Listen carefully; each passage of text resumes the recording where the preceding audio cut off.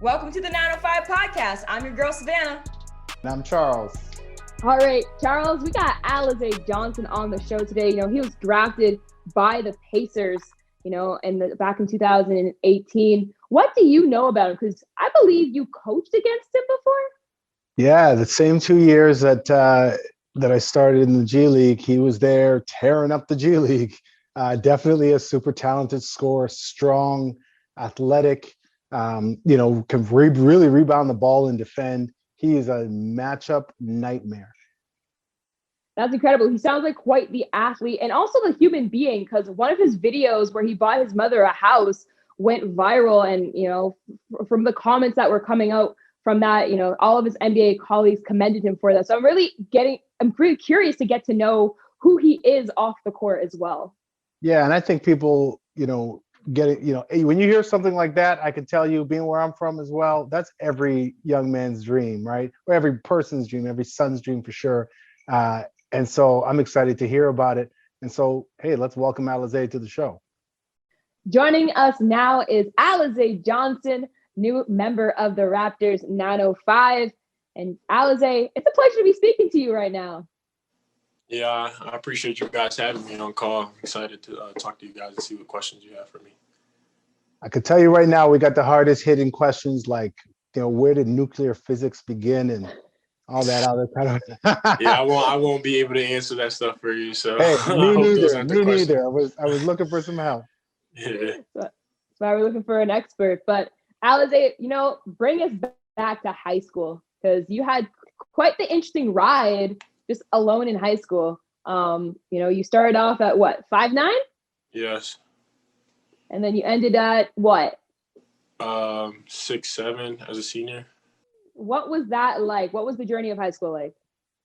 It was different. I went to a small school. Only graduated with about 25 kids, 25, 30 kids. And, I was really into basketball at the time. My mom, wanted to send me to a private school. So I had to separate from my friends and stuff. But it was nice. I mean, I got to play a lot at the private school that I went to. And, the growth spurt came out of nowhere. I always tell people when they ask me that I was eating a lot of cereal at night with some milk. So I don't really know what did it, but my mom was, kind of scared. She said one morning when she seen me laying on the couch and was just, curious as to who was in her house. And then she said she pulled the blanket off of me, and it was me. So she said that's when she knew I had a growth spurt. But that was around like 10th grade, going into my junior year summer. That's growing up in Williamsport, right? Williamsport, Yes. Pennsylvania. What was that like? What kind of town is Williamsport? I have an approximate idea of where it is. We know it's about 5 hours from 905 land, but would have been your home in Mississauga. Tell us a little bit about it. It's a different type of city. It's small. Everyone knows each other. You can't walk anywhere without seeing anybody there. But it's nice. They support each other. And, I'm trying to do everything I can to kind of put us on the map by, taking this basketball thing serious. But, the town overall is it's a nice place to be. Safe. It's a great place to raise your kids at school-wise. I think, the education there is good. And overall, just a nice town. Alize, we've seen you do tons of community work within your city or your town, sorry. Why did you feel the need to almost immediately give back to your community? Like, you've been doing things such as feeding 100 families for Thanksgiving, giving back shoes, building a basketball court, things that players who've been in the league for 10 years haven't even done yet. Why did you feel the need to do so immediately? I'm big on my city. I try to, just like I said, put them on the map and, just being there and them bringing that support to me while I was playing in high school and, middle school, just playing basketball in all ages, them just behind me the whole step of the way. I just felt the need that I should give back in some ways. And, as soon as I got my contract and I got drafted and stuff, they all came to my draft party that I had in Williamsport, and I kind of tricked them to see who would show up, and it was packed. It was people couldn't even get in to the place, but that just kind of opened my eyes when I walked in and seen that they were going to watch the draft, even though I wasn't going to be there physically, and watch it while, I was in New York. So when I walked in and surprised them and stuff, it was just, overwhelming for me. And then when I got my contract, I just told myself that I was going to do something. And, I did the 100 families for Thanksgiving, and then, shoes back. And then the basketball court was the biggest thing for me, because I played at the park my whole life. And I just feel like that's where I got better. And one of the things I was thinking about, like, what if kids could, play at the park, but get the NBA 3-point line while they shoot. And that's something that I didn't have when I was a kid, just to dream as if they're going to be there. Because, every kid's not going to make it there, but you can kind of get that feel by playing at the park that I built. Listen, if we ended the interview now, people would be in love with you. Like that's pretty special. And it's 100%. And it's one of those things I'm blown away at. And I did the research, I've seen you play, all the work. Where does that come from? I mean, I'm assuming mom, it's got to have a lot to do with it. Your family, like, tell us where does that come from? Yeah, well, I mean, I'm the oldest of 7 children. My mom, then I got my stepdad. My mom was a single mother for a little bit, and then my stepdad came and played a huge role into our life. But just seeing them grind, just seeing my mom grind for a couple of years, trying to get her life together, change things around. And then my stepdad obviously going to work every morning. Those things just motivated me. And, I got 6 younger siblings that, I'm trying to take care of and, just be an example for. So I feel like, I kind of set the bar high. So like they should definitely, take the steps I did and try to, be a good person. And that's not going to the NBA or anything like that, but just, trying to do the right things in life. So that's the example I was trying to set amongst them, that I wasn't going to show them a different lifestyle that wasn't, successful. That's amazing, Alize. And you kind of actually answered one of the questions I had set out for you. What type of example are you trying to set for your younger siblings? And you mentioned that you have 7 siblings, but 6 of them are younger? Yeah. So okay. So I probably worded that wrong, because there's one kid that isn't actually, amongst my family, but we brought him in. So sometimes I mix up 7, but really all together is probably 8 of us. All right, yo. Yeah. Yo, blood is blood. If they're family to you, they are family. Yeah. So I got to ask, I mean, first of all, let me say this, the example you're setting, we talk about representation, this being Black History Month, we talk about how important it is for people, and not only your family, I mean, you're doing this for your family you're representing, but for all people to see you as a young Black professional, young Black man who's doing more than just being a basketball player and doing more outside of his scope. Like you're thinking way bigger than basketball. You're clearly understanding that there's so much more than just that orange round ball. And I admire that, I gotta say. But you've used it to your advantage. Tell us about, getting through high school and not really getting so much attention from the Division I, schools. What was that like, and how did you motivate yourself to keep pushing forward? Yeah, so, I always had a dream to kind of play in the NBA and, go Division I and so forth. I started off in 9th grade, getting a slow start in school, and that's basketball wise and education. And I just didn't feel like I was applying myself off the court. And like I said before, I was always at the park, hanging out with my friends, playing basketball. So, after school ended and it was time to do homework, I was going to the park, and it was just that simple. Like it was no getting me to do the opposite.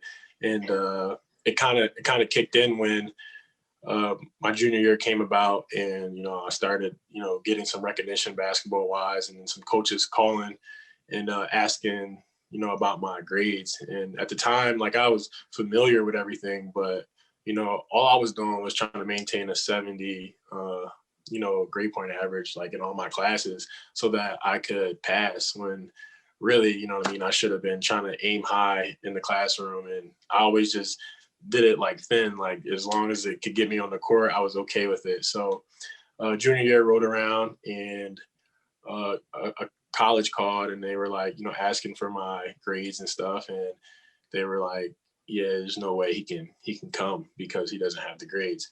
And that was heartbreaking for me because it was like, I knew I had the talent. I knew I could play, but it was like, there was something stopping me. And shoot, I mean, I thought it was the end of the world at the time because I talked to my guidance counselor and she would recommend that I go to a Division III school in Williamsport. And it was just not sitting right with me. I'm just like, I can't do this. Like, and I'm glad I didn't do it because, a lot of kids sometimes in our area don't like shoot high and aim high. And that's why I'm happy that I'm here now to show them that it doesn't matter what position you're in. There's all types of ways. There's millions of ways to get to where you got to go. And just like playing in the G League right now. So now I'm about to get out of high school, and then there's a junior college that calls because I went to a camp that I wasn't going to go to, that I just decided to go to, and they reached out and they were saying that, it's still possible to go to Division I. You just need to, come here and apply yourself. And 18 years old, I got on a plane for the first time in my life, and I shot off to Texas, and that was it. I started writing my story after that. Yeah. What did your mom think when you were going to the park so much instead of doing homework? Was she just like, honestly, just let him play? Or was she like, Alize, go do your homework?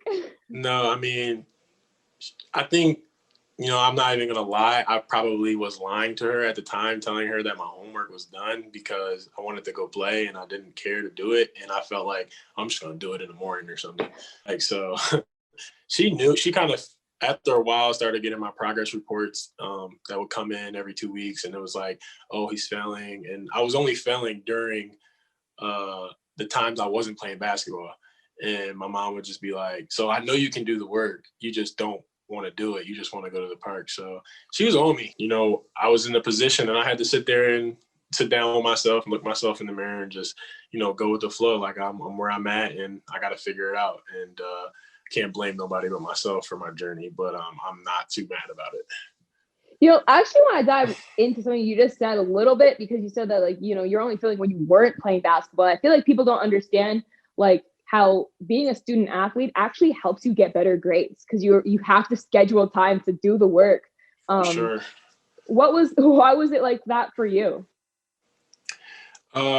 Shoot. But can you kind of word that different? Like, are you asking me why I wasn't able to maintain? Yeah, the grades? I guess were you more focused during basketball season? Yeah, I mean, maybe if I I don't know, played football and then played track after basketball, you know what I mean? That could have made me maintain my grades, but I wasn't doing anything. When basketball wasn't around, when basketball was going on, it was just so much stuff I had to take care of. And I was just, like you said, just so focused that, I didn't have time for what was going on at the park. And, when basketball wasn't going on, it was I want to go hoop. Mm-hmm. Yeah. So junior college, couple years, what was that you took from junior college to progress to a Division I? You end up at Missouri State. And then talk about that transition because you exploded, safe to say, at Missouri State. Yes. So it was crazy because like I said, I was 18 years old. I jumped on a plane, went to Borger, Texas. And if anyone's ever been to Borger, Texas, there's nothing there but a Walmart, a McDonald's, and maybe a Brum's. And what was that? A Brum's. You know what Brum's is? It's like an ice cream. Okay, yeah. So that was something there. New. Yeah, so that was there, and it was different for me because I had never been away from my family before, and I'm the oldest, and I'm like a father figure to my younger siblings. And I could just remember it was yesterday. My brother was in the car, and he was crying, and I'm just looking at him crying because he's crying, and I'm just like, this is too much for me. But I got out there, and we missed each other, but everything was fine. We were relaxed after the first year, and it was this is what it is. This is life. But as this is going on, great things are happening in my life. So it was the best thing that I could have did. So, I get to Texas, start applying myself school wise and just locking in, and there was nothing to do there. So it was I couldn't go to the park now to go play with and hang out with my friends because there probably was a park there, but there wasn't going to be nobody there at that park. So I was just locked in with my friends, just getting my work done. And then I started seeing other kids there like doing their work and stuff because they had goals that they were trying to reach. So it was like almost if I wasn't doing that, it was like, what are you doing? So yeah, so I started doing my work, like I said, and then started just hooping, and everything just started falling in line. I ended up getting invited to a top 100 camp for JUCO, hoopers, and I went there, and there was a lot of scouts there, and then that's when my phone just started pouring with all these I think I had like 30 Division I offers, and I was just like so happy about it because I knew that, I let my city down at first, not going D1 and everyone thinking I was going D1. So it was just nice to start getting those phone calls and know that like there was nothing that was going to stop me from going at this point. I had the grades and I was hooping. That's incredible. Yeah. Does any of your younger siblings play basketball? Yeah, absolutely. I have two brothers. One just recently committed to Towson, and I have another younger brother who plays football and basketball. And my younger brother, which everyone says is going to be the best out of all of us, he plays football, and he has like some big time school offers for football and stuff. So you leading the way is rubbing off. Yeah, absolutely. That's why I'm still trying to plug away, make stuff happen. Yep. Are you telling them to focus on your grades? Oh yeah, for sure. I don't want them to have to go down the same route as me, but I'm taking care of stuff here, so it's kind of hard to really like. If I was home, I would like every time they got home, be like, "Where's your homework at?" Like because I already went down that route, and I don't want them to have to do that because it's tough. Like it's tough for anyone to go through. So you kind of redeem yourself and get all the way back. And you already talked about a little bit about draft night. Tell us from your perspective, the emotions of draft night. What was that like? Was there expectations of getting drafted that night? Kind of take us through that and what that was like. Draft night, I told everybody I was going to New York. So, people were contacting me, asking me, was I going to be there and stuff. And I just kind of had to like lie to them the whole time.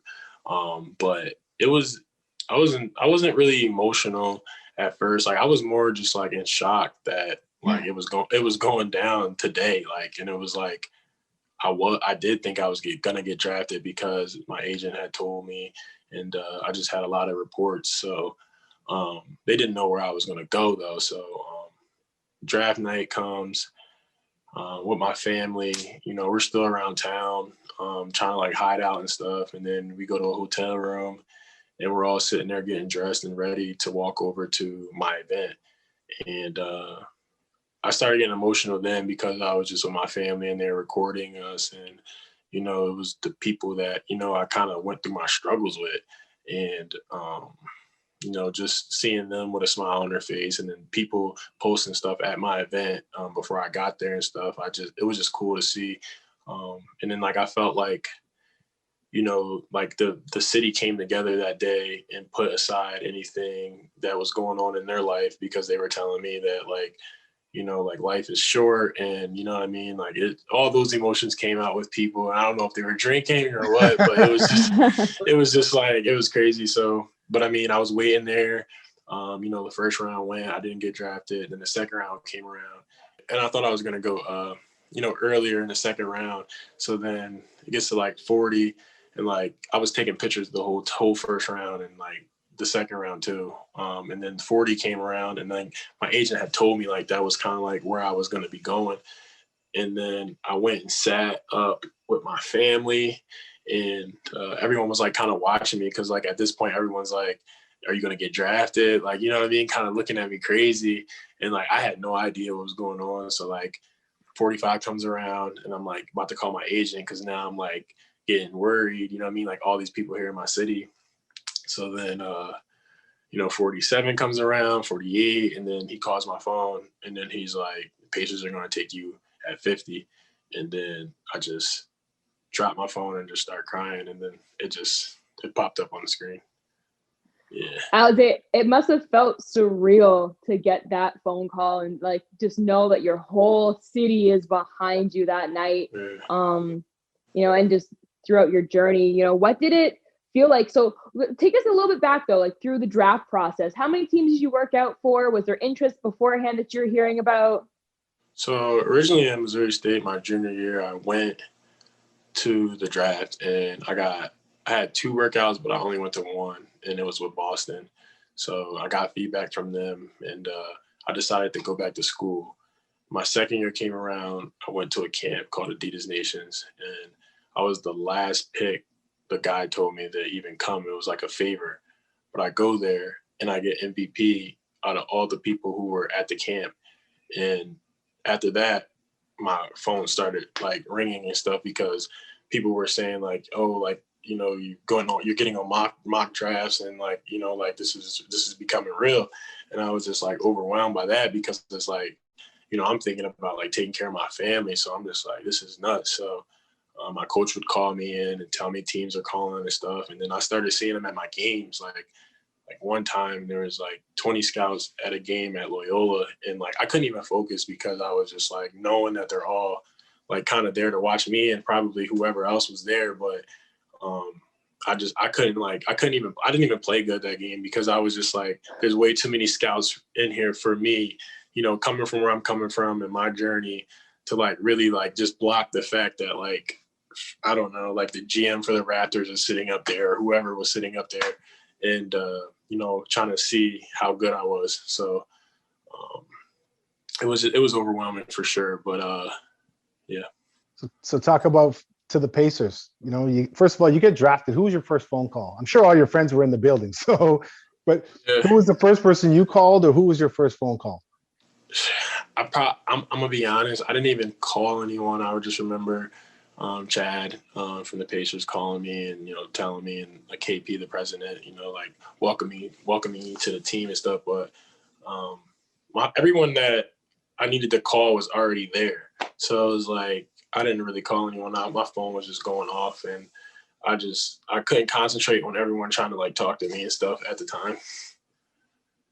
So take us to Summer League. Take us to the Pacers. You fly there. Talk to us a little bit about that experience, going from, you know, high school to JUCO to Division I, and now you've made it to the show. Right. What's that like? So now I'm going to Summer League, and, you know, I'm excited because, you know, even though it wasn't like the real actual NBA, you couldn't tell me that at the time because I hadn't been, you know what I mean, like dealing with, you know, the NBA regular season and stuff like that. So I'm thinking like I'm living the best life at this time because I'm going to Summer League in Vegas and I'm playing against all these draft picks that got drafted amongst me, and then some other talent. And these are guys that I've never really seen when I was playing at Missouri State because they played at bigger schools than me. So it was like I always seen them on TV playing and stuff, but I never been around them. So it was just nice to actually be amongst like, you know, some top dudes. So I was excited to play and just show that I could play amongst them as well. But we get to Summer League, and you know, I was coming off the bench at first, and then I started starting, and like I was playing good and stuff. And then my agent, you know, called me and was like telling me, you know, we don't know what's going to happen yet. Like maybe you'll sign a 2-way, maybe you'll get a full contract. And it was like, it's all going to depend on how you play. So like, I just had that in my mind every time I was playing. And then No pressure. Yeah. And then he ended up telling me that like they were going to sign me to a 2-year deal for $2.4 million. And then I was just like, so happy, and my mom and everybody. And yeah. Yeah, I'd be That's pretty wild. happy too. Yeah. Yeah, no, for sure. I mean, I would shoot. If you ask anybody, I wasn't going to be there at the time with the route I was taking. So I was happy. Alize, from everything that I'm hearing, like you have the ultimate underdog story from how you got to, you know, your community college that ended up getting you to an NCAA D1 college. And, you know, if my notes are also correct, just for like audience, like relativity, like, you know, you were ranked second in all of D1 players for defensive rebounds per game. No, I mean, that's just one of the things that like I love to do. It's one of the small things that people don't really take notice to. And like it's not scoring, anything like that. But I just love going up there and, you know, securing the ball every time it comes off the rim. And it's just something I like doing. And then following your journey from there, you went to a camp by chance on a favor and then a get MVP and all the scouts after. Like, this is crazy. Yeah, that was like out of the whole journey, that camp, and his name is Bill Bano, who is on the Pacers staff, who's seen me play. I go into my senior year and I'm not really playing as good as I want to play, but me and Bano had a relationship at camp that I knew that he was gonna somehow make something happen for me, because I knew he watched me play amongst all the players that were going to go into the draft, that he was going to help me by talking to them to get drafted. So it was kind of weird because he was the dude at camp who was helping me the whole time. And then I ended up being under him as a player for 2 years. That's amazing. So it's just all about, like, I guess, like, who you know and how, you know what I mean? Like, it's that type of deal. Well, give yourself a little credit. You earned it. You had to put in the work. For sure. And Bill Bano also coached with the Toronto Raptors previously, I believe. Absolutely. Yep. Really, really unbelievable stuff. Now you're in Indiana and you get to the NBA and you're back and forth between the G League and the NBA. Tell us about what that's like. Are you still on cloud 9 at this point? Just happen to be there? Or is there a little bit of a struggle with going between the G League and the NBA? So at first, it's different because in my mind, I'm thinking, I'm going to go in here and I'm going to do whatever I got to do so that I can find some minutes on the Pacers. And, I get there, I'm doing good in training camp and stuff. And, it's just a lot of dudes that have been there already doing this. And, you got to respect it that they've been on the grind longer than me. And, they're very talented players. And if, you know what I mean, they can do just the same thing as me, if not better. So, it was nice to be around them, just learning. First of all, like, Victor Oladipo and Sabonis, and, I had Tyreek Evans my first year, and Darren Collison. And, like, those dudes just, like, kind of, like, kept me in it every day, like, just basically saying, like, dude, like, we all went through this. Like, we know you want to play. We know it's different, from where you're coming from, because everybody was the man in college at this point. So it's like, it's different. And, they sent me to the G League, but I never took the G League any kind of way. I kind of embraced it because I had already went to junior college. So I'm not saying that they're similar things, but it was like I had to go somewhere before I got where I wanted to go to be Division I. So it was like I was putting myself back in that same place, and I was okay with it. And I just told myself, I'm going to go down here and dominate every time I step on the floor. And I did good sometimes, and sometimes tough ones. So the last 2 years, I was with the 905, and I remember last year, I think we played you guys twice. You were there for 2 games. I'm pretty sure you had 29 and 20, if I remember, in those 2 games. So I won't say you played well sometimes. I'll say firsthand that you were pretty unstoppable for the most part, because you could do so many different things. Maybe I just like Toronto or something. Like, I don't know. Maybe there's something there. Maybe I like playing in Mississauga. Oh, he knows? Okay. Talk to us about your first NBA basket. What was that like?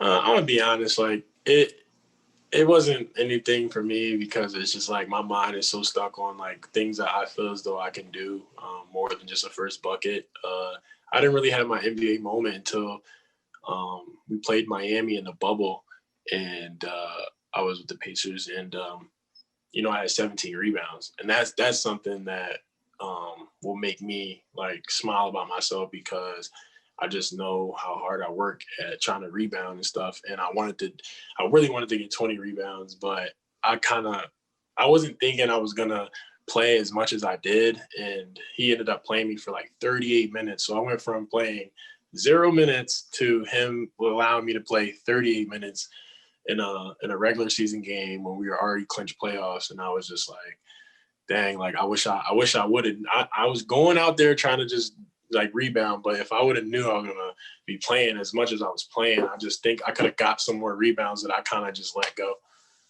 So when the point guard's saying I got it, you say no. I wouldn't have let them get it. I wouldn't have let TJ McConnell get it. No, you cannot do that. So I just want to know a little bit more about, you're talking about this, not having this NBA moment. Who was the person in the NBA, one that you looked up to as you were coming up, and then two that you were most looking forward to playing against when you got there?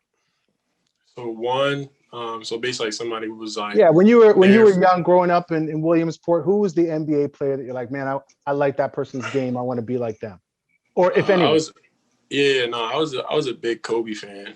I've been a Kobe fan since I was like second grade, third grade, and that was just somebody that I really wanted to meet because I didn't have like the father figure in my life, so there was only a few people that I kind of used in those moments to really look up to, and he probably would never even know that he did that for me, and I kind of wanted to tell him that, because as I'm going through my journey and stuff, I'm looking at the things that he's doing on the court, and at the time I'm not a Jordan baby, I'm a Kobe baby. So when he was coming up and doing his thing, it was like, man, I want to be like him, like when I grow up. So it was him for sure. And then I listened to some rap. So Meek Mill was another person who just I seen coming from the East Coast, just nappy braids and stuff, just kind of work his way up. And then next thing you know, he's blowing up. So.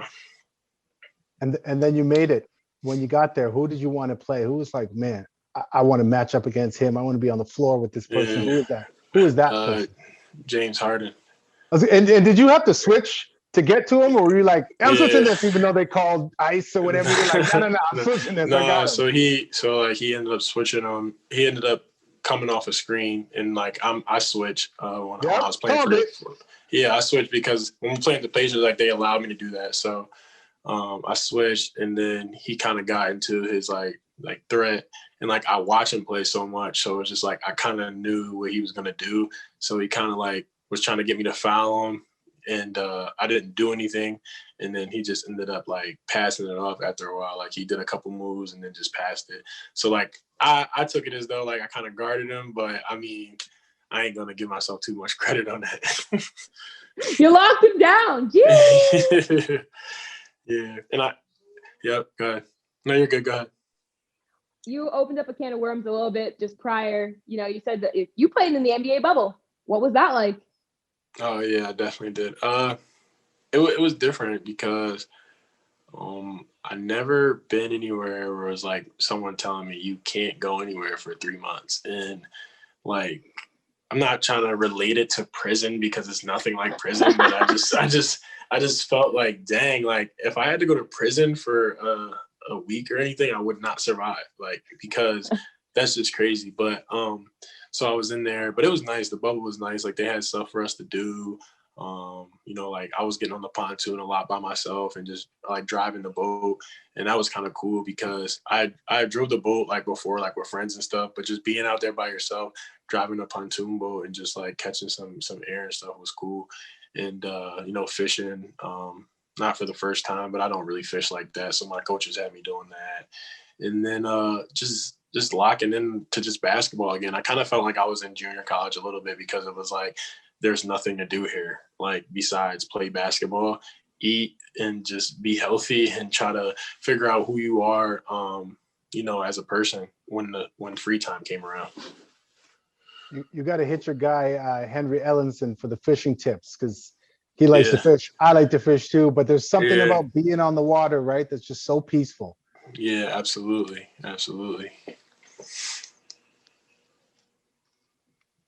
So what could you say then is the biggest difference or similarities from the NBA bubble to now the G League bubble? No, I have to say they did a pretty good job.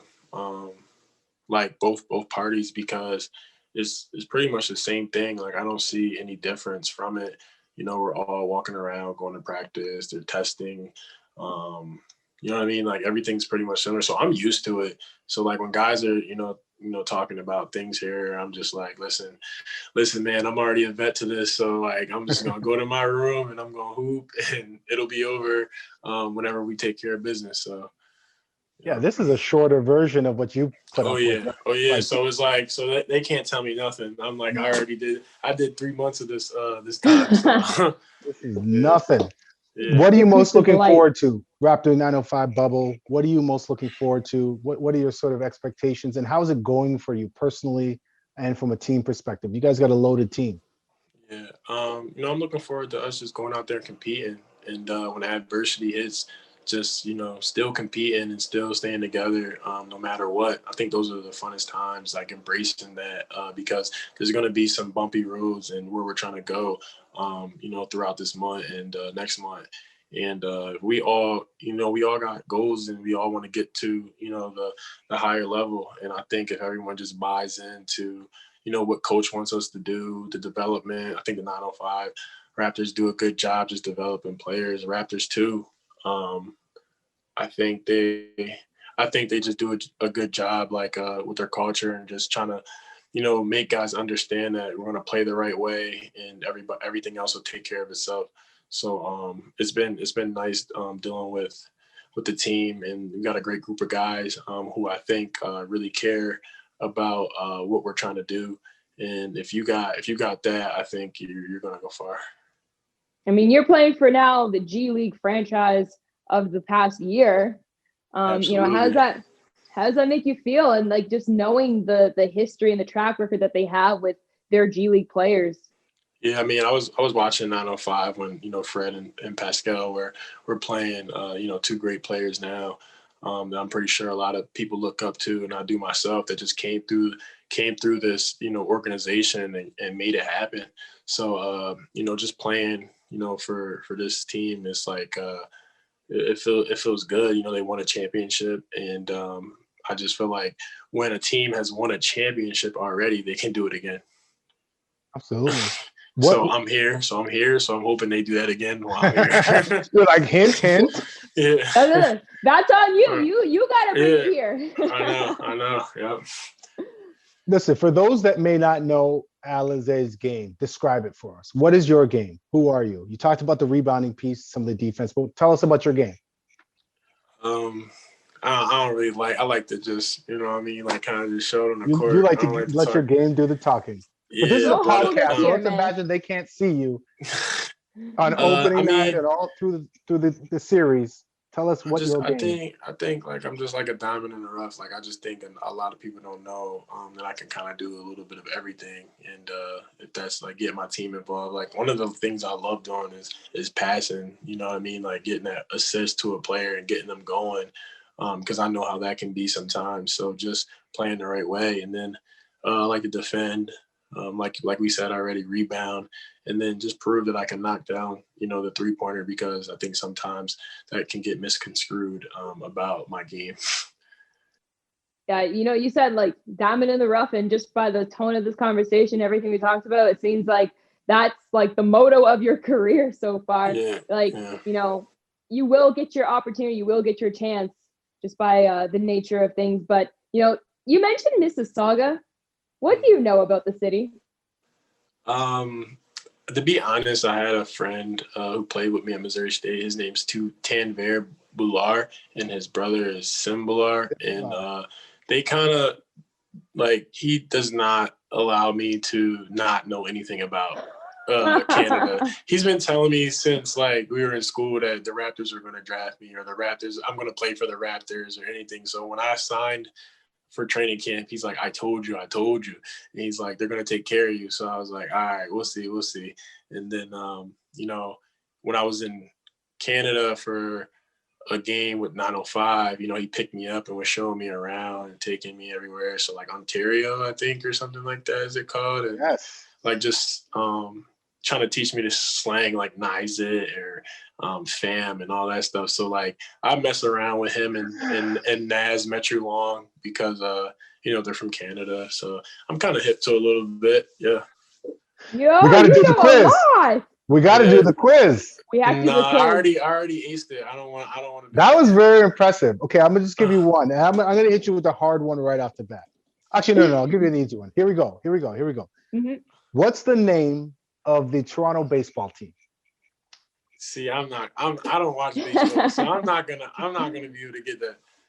That's give him the other one. Give me the other one. Give me some slang or something, and ask me give me some options of what it.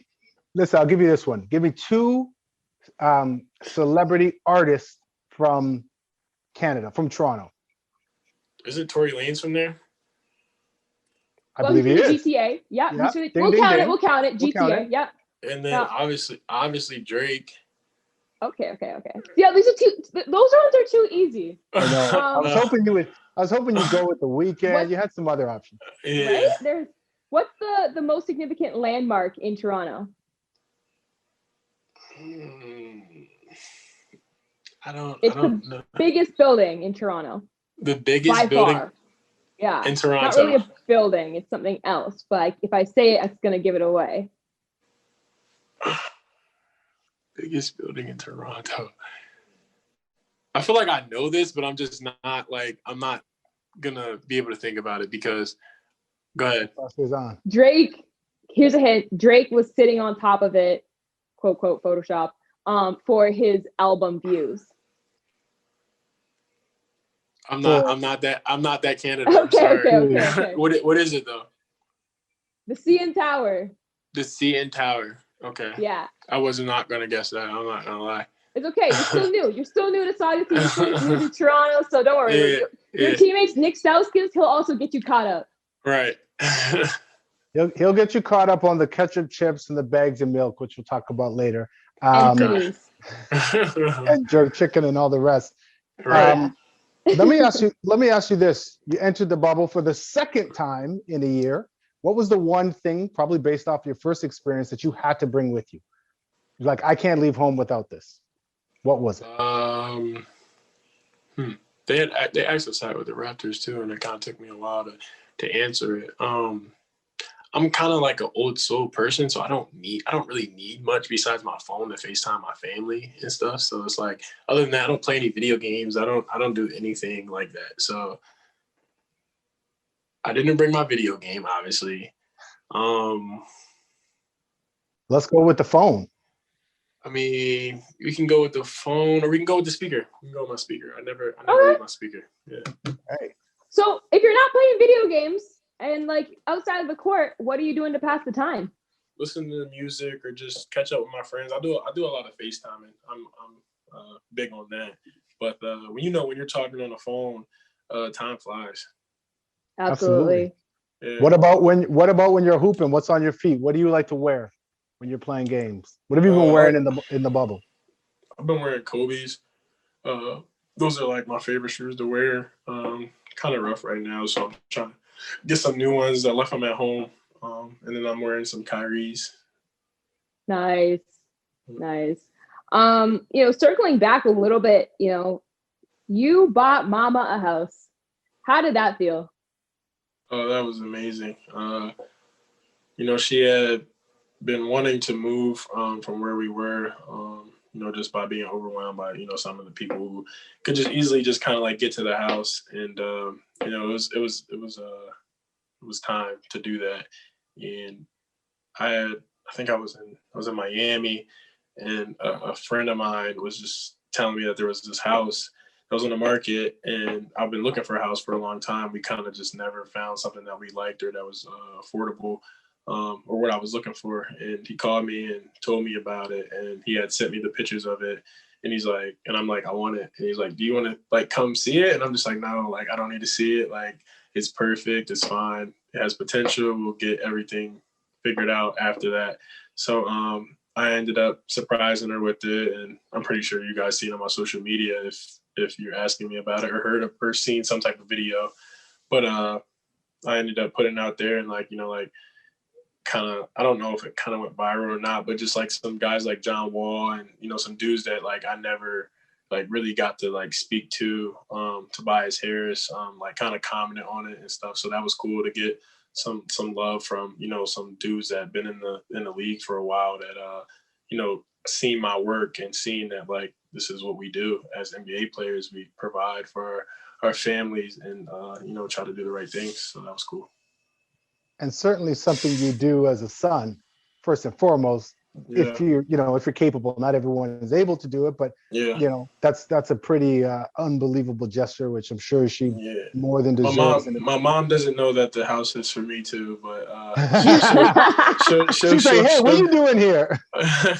No, I mean, like, she's there now, and then like when she's done and my siblings are all gone, I'll be like, what do you need this house for? And I'll just move in and keep it for myself, and she has to go.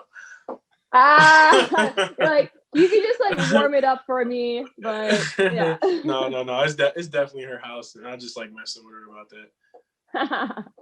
That's awesome. That is so. That's unbelievable. Okay, so listen, this is a serious question. You back to sort of this bubble. We know that all of you are trying to make it to the league. You're all trying to get back there. How are you balancing that? You have so many highly talented players. Lots of guys have played NBA games, including yourself. How are you balancing that to make sure that you're reaching that ultimate goal, the championship, like we talked to, but you're also allowing yourself to get to where you want to go? That's a great question. By just trying to be the right person. And when I say that, I mean not getting too high about yourself. I think the past 2 years, just being with the Pacers, collecting that money and stuff, you can definitely get beside yourself a little bit and just start living life a little bit different from what you were living before you were in that position. So I think just me being in this position right now is a little piece of humble pie. And for me, I need that because I was living a certain way before I got drafted. Not anything crazier or nothing like that, but I like to get back to what got me where I'm at today. And I think I really had to evaluate some things. And now I'm just calm and not trying to do the most and learning how to say no and not giving my phone so much attention to the outside world. And I think it's helped me. And then I always work on my game. I'm always going to stay in shape and stuff like that. But for me personally, I just think being Alize, just being Alize. That's awesome. I was going to ask, what then would be the goal for the 905 season with balancing, developing it or fine tuning, I should say, pieces of your game while also working towards a championship. How are you going to balance that? I mean, I just feel like, honestly, if you're going out there and on a winning team, that there's obviously a reason why you're winning. So I don't think there's much that needs to be done individually. I feel like if we're going to be together as a team, so obviously I'm going to go out there, I'm going to try to dominate and play good, but there might be nights where I have 20 rebounds and there might be nights where I have 7 rebounds, and that's not going to dictate where I'm gonna go. I think we have to win first and get a championship. And I think the 7 rebounds that I get are gonna get erased because they've seen me get 20 rebounds. But now we are winning, if that makes sense. I like how you casually say I could get 20 rebounds, which we've all seen. But then 7 is like the low point. Most people don't average 7 rebounds in a season. And right. You're talking about getting that on a bad night, which speaks to the caliber of player you are. Right. Yeah. I can't say I'm gonna be mad if I get under 5 rebounds. Oh God, that's so good. Alize, 5 years from now, what's the narrative? What's the story? What are we going to be saying about you in 5 years? Where do you see yourself? 5 years from now, they're going to be seeing a dude who was an underdog and stuck with it and never got down on himself and believed in himself, had faith, and just kept God in his life, dealing with everything he's going through, and just understanding that sometimes you can get caught up in the natural way of living, I feel as though, and you can sometimes forget about God. So understanding that he is the Almighty and powerful, and all the success that I want in life will happen. So a long-time NBA player and a happy person, a happy family, and out here trying to mentor and give back to the communities. that supported me. That's incredible, Alize. And, you know, I'm good for questions myself. Thank you so much for taking the time to talk to us. Charles, do you have any last questions? No questions, just good luck to you. Incredible chatting with you. You're an unbelievable human being, and don't ever lose sight of that. Yeah. Hey, I appreciate it, Charles. It was nice talking to you for sure. Absolutely. You too. Yeah. Yep.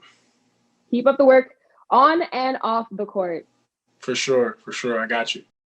Charles, the biggest takeaway that I got from that conversation with Alize Johnson has been really his life as an underdog or a diamond in the rough, but he always seems to get these chances, these opportunities, and make the most out of them. He literally like come out on top. He got drafted. He went to a camp that he wasn't even supposed to really be there. And like, look at that. Now he's playing for a coach there that ended up coaching him with the Pacers. So what was your biggest takeaway, Charles? Yeah, it reinforces two things about life: choices and opportunities, right? And so he's had to make a lot of different choices and be given some opportunities, and deciding how to make the most of them, through his journey has been pretty special. But he's also just such an incredible human being. He's always, as a young man, trying to figure out how to balance between giving and taking. He's done a lot of giving in his time, and has found a way to be unselfish through it all. So excited about where he's going in his young career. Absolutely. Thanks, guys, for listening to this episode of the Raptors 905 podcast.